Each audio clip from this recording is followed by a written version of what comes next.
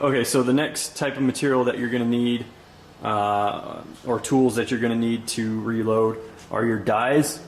There's a couple different types of dies. I've got a Lee decapping die, which you're not going to need if you buy these Lee die sets, because the Lee decapping die is just simply for the turret press.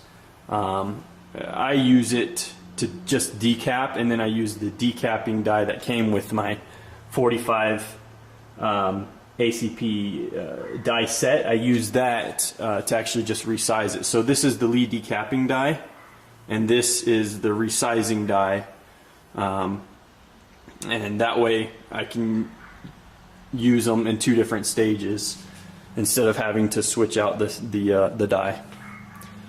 So all I have right now are just two different die sets, 223 and 45.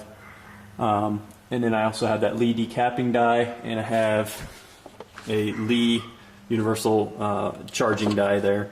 So you're going to need those things, a couple dies, whatever caliber you want to reload for. Make sure you get the right die. You can pick these up, Sportsman Warehouse, almost any reloading shop, any gun store will most likely have these for you. Also, the next thing is, if you're going to be using a single press, you're going to need a powder charger, and this one is okay. It's not the best, not that accurate, but they make these little trickle charger things. I can't remember exactly what they're called, but you can trickle in a grain or two at a time, or points of grain, excuse me. But you're going to need one of these to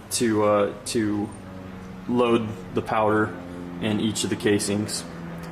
The next is you're going to need some sizing die wax, or some lube, some resizing lube right here. And obviously that's for your dies, and so that when you push the die up, the casing into the die, it doesn't get stuck inside the die. So that's really, as far as I know, the only purpose of those, which is important to do. Next, you're going to need a good set of calipers. You can go with the digital or the non-digital, it's up to you.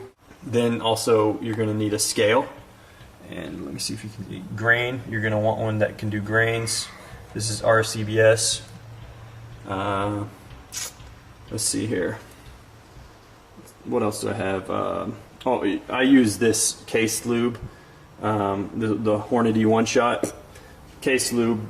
If I'm going to do a whole bunch of reloading quickly, that's up to you if you want to do that. Basically, I put all of these casings, these empty casings, in a big plastic bowl, and I'll just spray that Hornady One Shot on all the casings and shake it around a little bit and make sure they get coated, and then I'll just drop them in here.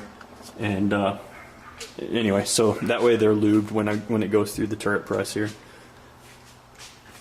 The next thing I like is a bullet puller. I've actually used this thing a lot in learning how to reload. And the way that this works is you put the bullet right here in that hole with one of these two, depending on the caliber. You use that, and then you basically just hit it down on cement or something hard, and that will basically pull the projectile out of the casing, and that way all the gunpowder and the bullet and everything will be caught in here at the bottom. That way you don't lose anything, and you can reuse it. I tried that on a hollow point, a 45 ACP hollow point, and I didn't know this at the time, but the kind of round that I bought, they put some sort of glue around the projectile and the inside of the casing, and when I was using the bullet puller, it wouldn't come out. In fact, I used it so much it pulled the lead out of the jacket. So essentially that projectile was useless after that. So be careful if you buy factory rounds and there's some glue around it. Just make sure that you seat it down a little, the bullet down a little bit to break that seal, and then you can probably pull it with the bullet puller. Let's see here.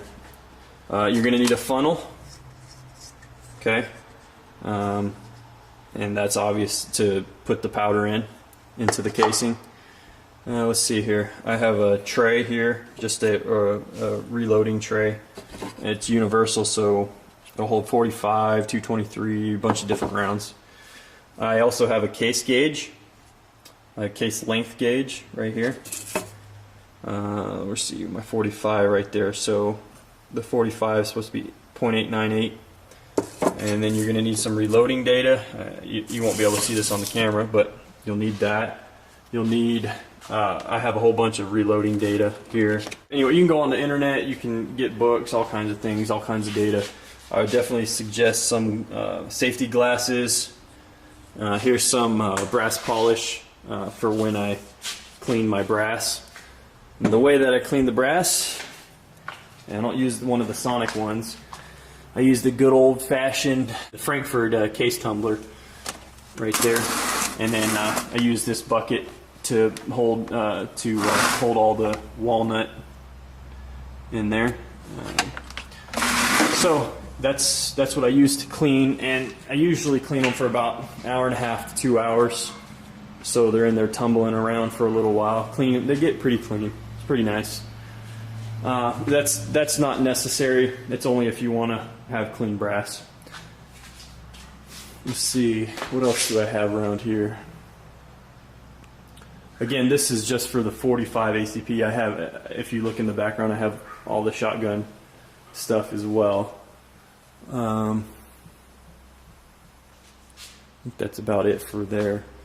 And then also right here I have my case trimmer.